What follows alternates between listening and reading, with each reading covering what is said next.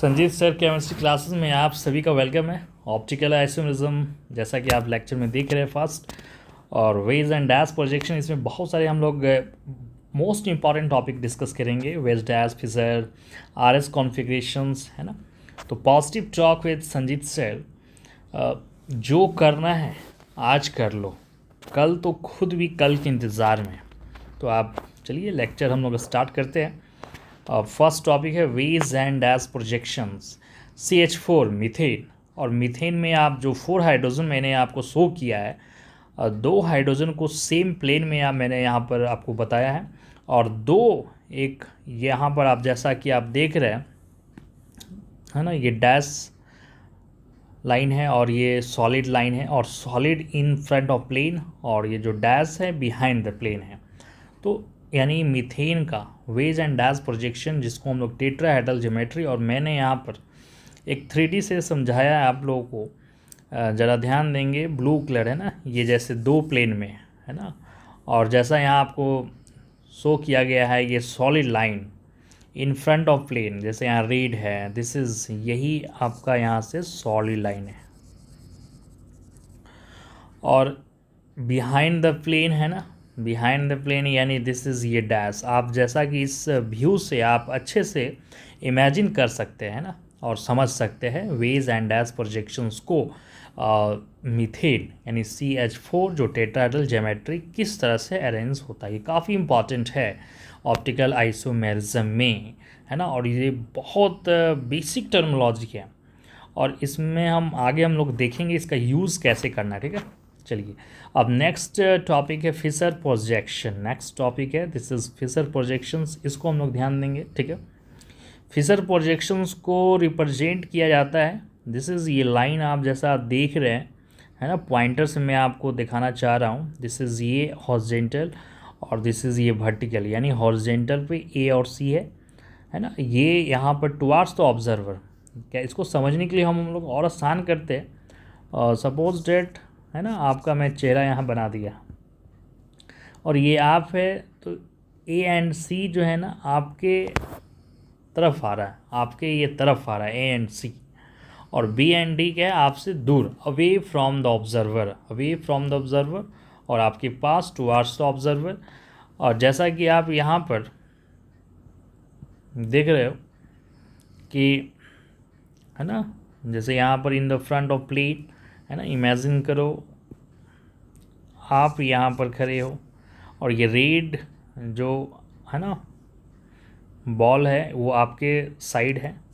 देखिए आप यहाँ से खड़े हो, आपके तरफ इन फ्रंट, और ये ग्रीन जो है आपसे अवे जा रहा है ना, बिहाइंड, दूर जा रहा है, सेम, है ना। तो यहाँ से ध्यान नोटिस करना है कि आपके जो साइड आएगा उसको सॉलिड लाइन से शो करेंगे, और जो आपसे दूर जाएगा दिस इज डैश।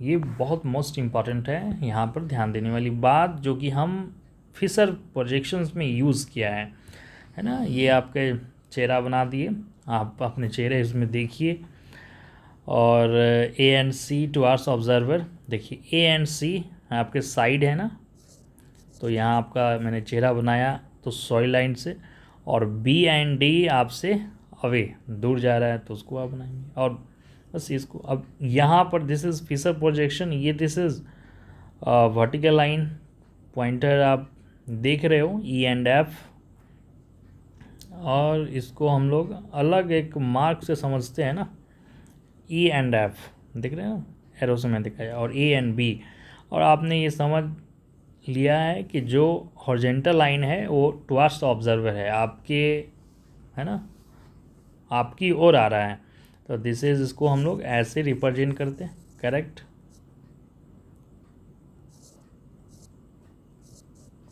है ना। ये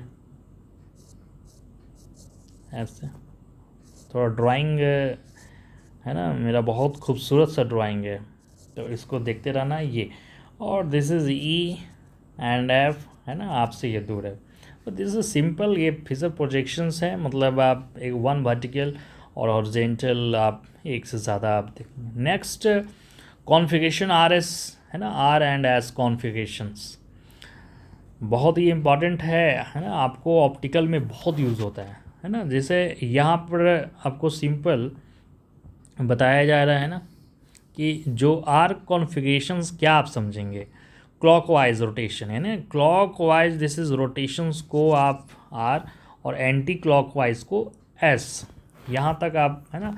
और इससे पहले मैंने सीआईपी लेक्चर है ना, सीआईपी के बारे में थोड़ा समझाया, सीआईपी क्या है वो आप शॉर्ट वीडियो में है, वो आप वहाँ से देखो। और इसमें है ना आरएस कॉन्फ़िगरेशंस में यूज़ होने वाला है, ओके, ये ध्यान देंगे। चलिए अब इन फिशर प्रोजेक्शंस है ना, इन फिशर प्रोजेक्शंस में यहाँ ध्यान देने वाली बात है, जो लाइन यहाँ लिखा गया है कि list priority on vertical line, यानी list priority on vertical line, सबसे जिसको आप कम प्रायोरिटी देंगे वो वर्टिकल लाइन पे होना चाहिए। तो यहाँ दो बातें हैं, वन जो यहाँ पर मैंने लिखा है ट्रू, और दिस इज सेकेंड फॉल्स। मतलब ट्रू मतलब ये जो बात जो फॉलो होगा दिस इज ट्रू होगा, तो आप क्लॉकवाइज को आर समझते हो और एंटी क्लॉकवाइज को एस, वो आप लिखेंगे, ठीक है। अगर ये बातें फॉल्स हुआ, अगर लिस्ट प्रायोरिटी अगर वर्टिकल लाइन पे आपको नहीं दिखा तो है ना, तो वो स्विच करना है, आर अगर रिजल्ट आएगा तो एस और एस रिजल्ट आएगा तो आर। एक एग्जांपल से समझेंगे। और जो मैं सीआईपी की बात कर रहा था उसको मैं थोड़ा सा यहाँ रिव्यू में आपको समझा देता हूँ, है ना। जैसे सीआईपी का यूज़ कहाँ होता है, प्रायोरिटी देने में। अब ये हाइड्रोजन को आप है ना कितने प्रायोरिटी देंगे, 1 2 3 4, 4 नंबर है, ओके। सबसे ज़्यादा प्रायोरिटी वाले को 1, उससे कम 2, उससे कम 3, उससे कम 4, ठीक है, डन। और कैसे प्रायोरिटी लेते हैं वही मैंने सीआईपी में समझाया है, तो आप है ना वो लेक्चर देख लेंगे। अगर नहीं है तो यहाँ से भी आप थोड़ा सा ध्यान से सुनो तो समझ में आ जाएगा। एटॉमिक नंबर है ना, ये BrCl और H और OH है ना, दिस इज सेंट्रल कार्बन, और यहाँ से ऑक्सीजन, Br, क्लोरीन, हाइड्रोजन, किसका एटॉमिक नंबर सबसे ज़्यादा है, तो ब्रोमीन का है ना। पीरियोडिक टेबल में देखो किसका ज़्यादा है, और क्लोरीन ब्रोमीन है ना। तो जैसे आप टॉप से ग्रुप में जाते हैं तो सीधी सी बात है एटॉमिक नंबर बढ़ता है। तो 1 इसको दिया आपने, यहाँ आपने 2 दिया, और दिस इज़ ये 3 और दिस इज़ ये 4 है ना। तो यही मैंने लिखा है list priority on vertical line, यानी लिस्ट 4 नंबर जब आपके पास वर्टिकल लाइन में मिला तो यानी ये बातें ट्रू है, इसमें दिमाग आपको ज़्यादा लगाना नहीं है। तो सबसे पहले रोटेशंस कैसे आप रोटेट करेंगे, यहाँ ध्यान देनी है कि 1 2 3 है ना, 1 2 3 को ही फॉलो करना है, 4 बीच में नहीं लाना है। तो 1 है और ये 2 है और दिस इज़ ये 3 है। तो अब 1 2 3 कैसे जाएंगे, ऐसे इधर से नहीं जाना, 1 2 3 कहा गया, ध्यान देना है, 1 2 3, 4 से हमें कोई मतलब नहीं है, ठीक है। तो 1 2 3 रोटेट किया, 1 2 3, और दिस इज़ ये 1 2 3 गया तो ये एंटी क्लॉकवाइज है, दिस इज़ ये एस कॉन्फ़िगरेशन। अगर ये लाइन जो फॉल्स होता तो एस को हम आर करते हैं। जैसे कि एग्जांपल यहाँ आपको लिया गया, तो अब सेम एग्जांपल लिया गया है, मतलब 1 इसको दिया और दिस इज़ ये 2 दिया गया और दिस इज़ ये 3 और दिस इज़ ये 4। और रोटेशंस कैसे करना है, 1 2 3 है ना, तो 1 2 3 सिंपल। तो ये 1 2 3 किया गया, तो 1 2 3 किया गया तो एस, बट एस नहीं देना है, इसको स्विच कर देना है किस फॉर्म में, आर में। तो ये आपका बेसिक कॉन्सेप्ट है। आर एंड एस कॉन्फ़िगरेशंस काफ़ी सिंपल है, और इसमें ध्यान बस ये लाइन पर हमें देना है कि list priority on vertical line, अगर ट्रू है तो जो रिजल्ट आता है वो आपको फॉलो करना है, अगर फॉल्स आता है तो स्विच करना है आंसर। ये 2 एग्जाम्पल से आप समझ सकते हो। हाँ, बहुत ही इम्पॉर्टेंट ये एग्जाम्पल है, इसमें हम इसको समझते हैं, ओके। अब यहाँ पर आप देखो है ना, ये 2 कार्बन का यहाँ पर आपको आर एस कन्फिगरेशन बताना है, दिस इज़ यहाँ पर 1 ही कार्बन का बताना था, ये एक डिफरेंस है। तो यहाँ पर आप कैसे फोकस करेंगे ना, इसको मैं थोड़ा अलग कलर यूज़ करता हूँ, ज़रा ध्यान दो। यहाँ से हाइड्रोजन, तो ये तो 4 नंबर आपको पता है, 4 नंबर, इसके आप जाएंगे तो कार्बन, और इधर जाएंगे तो ऑक्सीजन, ठीक है। चलो ये तो आपको समझ में आ रहा है ना। जस्ट इसके नीचे गए तो क्या मिला, ये कार्बन, ठीक है। तो है ना, यहाँ भी फर्स्ट कार्बन, यहाँ भी फर्स्ट कार्बन, बट ऑक्सीजन है, तो ये दिस इज़ 1 हो गया। अब आप 2 किसको देंगे, ये कार्बन को, कि दिस इज़ ये कार्बन, तो यही CIP में समझाया गया है ना। CIP में अगर फर्स्ट एटम का एटॉमिक नंबर है ना सेम आता है कार्बन कार्बन, तो नेक्स्ट देखो, तो यहाँ से जो नेक्स्ट आप देख रहे हो हाइड्रोजन ही है, बट यहाँ से जो है ना ये पॉइंटर, यहाँ से जो आप नेक्स्ट देखेंगे तो दिस इज़ Br, तो आपको 2 पोजीशन नीचे और जस्ट 3 को यहाँ पर ऊपर, यानी 1 हायर प्रायोरिटी 1, फिर उसके नीचे 2, और फिर आप रोटेट कैसे करना है 1 2 3, तो 1 2 3 1 है, तो 1 2 3 ऐसे जा रहा है ना, 1 फिर नीचे 2 है और 3 जस्ट ऊपर है। तो ये रोटेशंस क्या है ना, क्लॉकवाइज है, तो दिस इज़ R। बट मैंने आपको ध्यान दिए बताया था ना कि लिस्ट प्रायोरिटी वर्टिकल लाइन पे होना चाहिए लिस्ट प्रायोरिटी, बट ये हॉरिजेंटल है, तो दिस इज आंसर। स्विच करके क्या करेंगे, एज सेम एज ये भी आप काम कर लोगे, है ना। ये 4 हो गया, दिस इज़ ये 1, और यहाँ भी कार्बन है, दिस इज़ सीधी सी बात है, सिंपल। इसके बाद कार्बन के बाद ऑक्सीजन, तो 2 तो जैसा देंगे कॉमन आ गया ना, ये 3, तो थोड़ा यहाँ ध्यान देना है, ठीक है, ध्यान दीजिए, समझ में आ जाएगा। 1 2 3 है ना, दिमाग को अगर खजूर की तरह आप इधर उधर करोगे तो फिर तो नहीं समझ में आएगा, है ना। आपका प्यारा नाम मैंने बचुआ रखा है, और जो मैं आपको पॉजिटिव टॉक सब बताते हैं, ध्यान देते रहिए, ठीक है, काम आपको तो आने वाला है। 1 2 3, तो 1 2 3 है ना, थोड़ा मस्ती भी करते रहेंगे। तो 1 2 3 दिस इज़, ये रोटेशंस क्या है, 1 2 3 एंटी क्लॉकवाइज आ रहा है, ध्यान से देखते रहेंगे, है ना, मिस्टेक नहीं होना चाहिए। तो 1 2 3 दिस इज़ ये एंटी क्लॉकवाइज, तो ये S आ रहा है, बट S नहीं होगा, आपको पता है क्यों नहीं होगा, क्योंकि R this is list priority यहाँ। तो ये आपने फिशर जो प्रोजेक्शन में RS कॉन्फ़िगरेशन आपने समझा, ठीक है। तो यहाँ तक तो क्लियर हो रहा है, ये लेक्चर कुछ ज़्यादा लॉन्ग नहीं करेंगे, है ना। RS कॉन्फ़िगरेशन इन वेज डैश, है ना, वेज डैश ये, तो देखिए अब तो ये समझ गए कार्बन। अब इसमें क्या है, यही मेन इंपॉर्टेंट ध्यान देना, लिस्ट प्रायोरिटी ऑन, यहाँ कहाँ ध्यान रखना है, कहाँ ध्यान रखेंगे, डैश, यहाँ देखिए डैश, इस पर।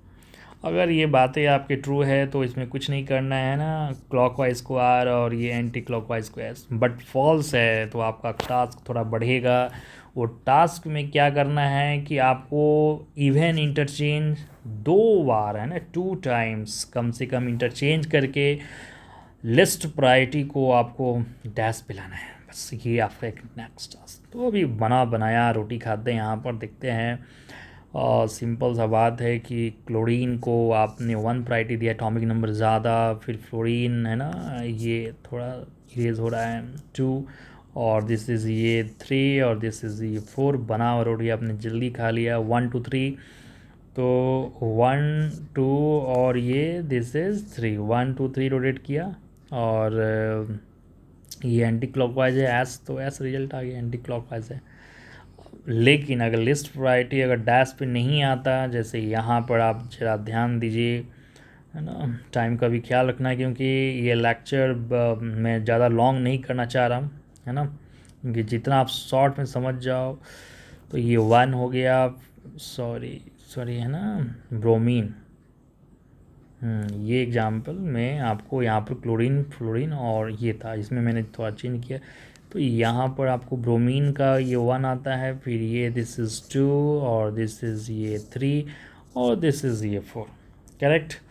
अब यहाँ देखिए लिस्ट प्रायोरिटी क्या है, ये बात फॉलो नहीं किया, मतलब लिस्ट प्रायोरिटी कहाँ आना चाहिए था, डैश पे, है ना, डैश पे आना चाहिए, बट नहीं आ रहा, तो इसको मैंने क्या बोला, थोड़ा टास्क बढ़ेगा, इवन इंटरचेंज कीजिए, 2 बार इंटरचेंज कीजिए। तो सिंपल कुछ करना नहीं है, इसके लिए मैंने एक डायग्राम बनाया है, और बस 1 2 3, ये 4 है और 3 है, तो इस 4 को यहाँ लाना है, तो ला दिए, कोई दिक्कत नहीं, नंबर चेंज कर लो, लेकिन एटम मॉलिक्यूल लिखने की कोई ज़रूरत नहीं है। 4 और ये 3 कितने बार इंटरचेंज हुआ, 1 बार। इवन का मतलब क्या होता है जी, 2 होता है, 4 होता है ना, 2 4 6, ये दिस इज इवन चेन। तो आपको 4 और 6 4 और 6 नहीं जाना है, आपको 2 ही बार रखना है, ठीक है।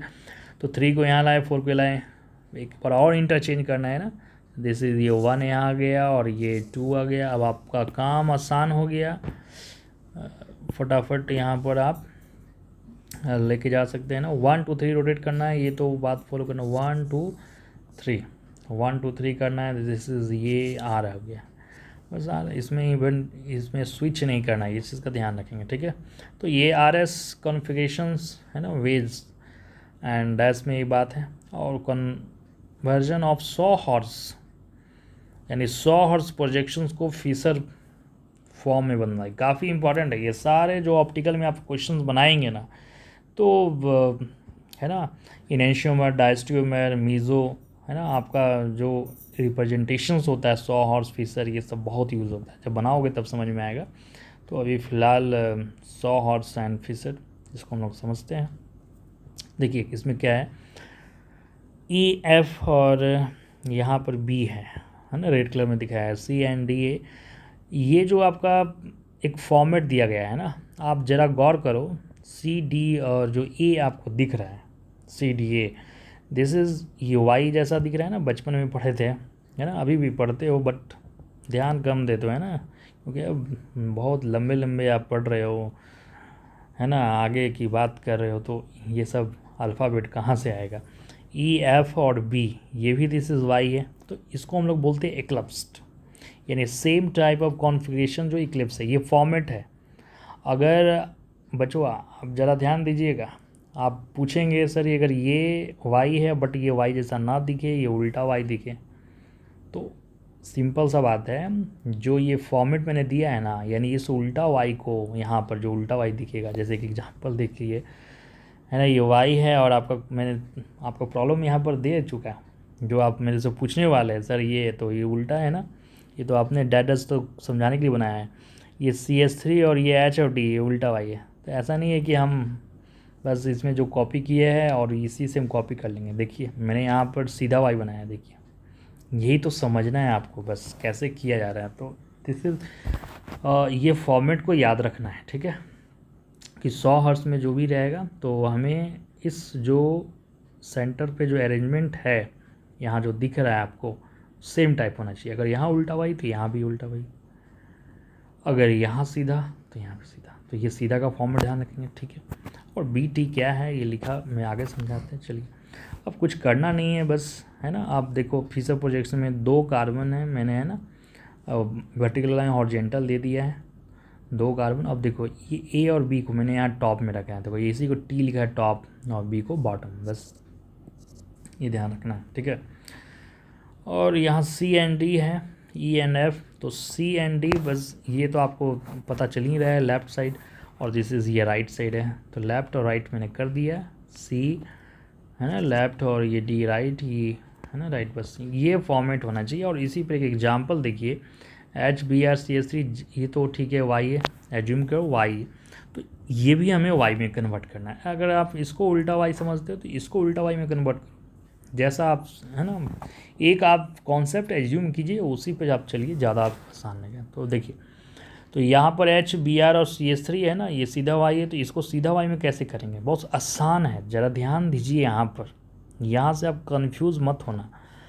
जैसे मैंने यहाँ पर जो D बनाया है ना, तो D के अपोजिट लाइन मैंने यहाँ ड्रॉ किया, और ये जो H बनाया ना, H के इधर भी मैंने यहाँ लाइन ड्रॉ किया। क्यों? क्योंकि ये D को अपोजिट में ही D ड्रॉ करना है, देखो ऊपर, और H के अपोजिट H और CS3 के अपोजिट CS3 ड्रॉ करती है, बस सिंपल सा बात है। अब क्या करना है बच्चों, है ना, आपको बहुत अलग अलग तरीके से मैं आपको, अब देखिए CS3 और CS3 है ना, ये टॉप ये बॉटम, और ये देखिए लेफ़्ट और राइट कर दीजिए, लेफ़्ट है ना, दिस इज़ राइट, आप यहाँ HBrG एंड H, तो बहुत इंपॉर्टेंट है 100 हर्ट्ज़ है ना, को हम कैसे फिशर में कन्वर्ट कर डाला है ना, न्यूमैन टू फिशर, बहुत इसको भी हम लोग देखते हैं। न्यूमैन आप तो देख रहे हैं ना, सर्किल पाथ बनाया गया है, दिस इज़ ये आपको जो बीच में सेंटर दिखाया गया है।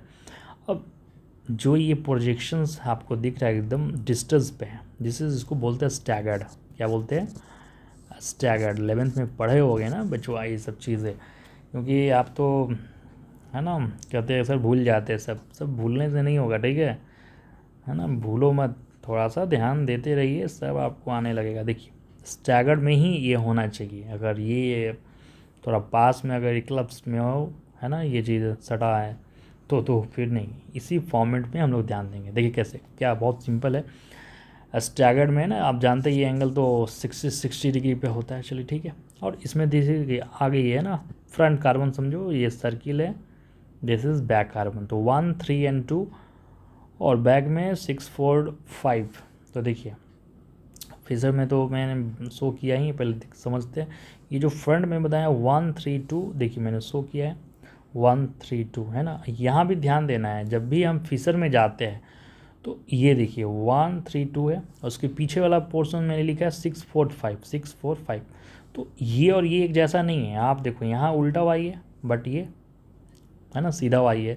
तो इसको इक्लिप्स में आपको कन्वर्ट करके रखना है, यानी सेम टाइप। ये अगर उल्टा वाई है तो इसको भी उल्टा वाई में आपको कन्वर्ट करना है, तभी आप है ना न्यूमेन टू फिशर में जाएंगे। तो वही काम करना है। 6 4 और 5 है, तो कैसे आप इसको उल्टा वाई में जाएंगे, तो 6 के अपोजिट आप बढ़ाओ। देखिए 6 के अपोजिट 6 मैंने लिखा, 4 के अपोजिट है ना, बस 4 लिखा, 5 के अपोजिट आप है तो ये उल्टा हुआ। अब बस अब इसको हम यहाँ पर शो कर दिया। देखिए अब यहाँ पर जो मैंने है ना ये 1 और 5 जो मैंने ग्रीन से शो किया है, ये टॉप है ना, इसको टॉप में बनाया है, इसको बॉटम में। और 3 2 को लेफ्ट राइट कॉम्बिनेशन दे दिया, 3 2 एंड 4 6।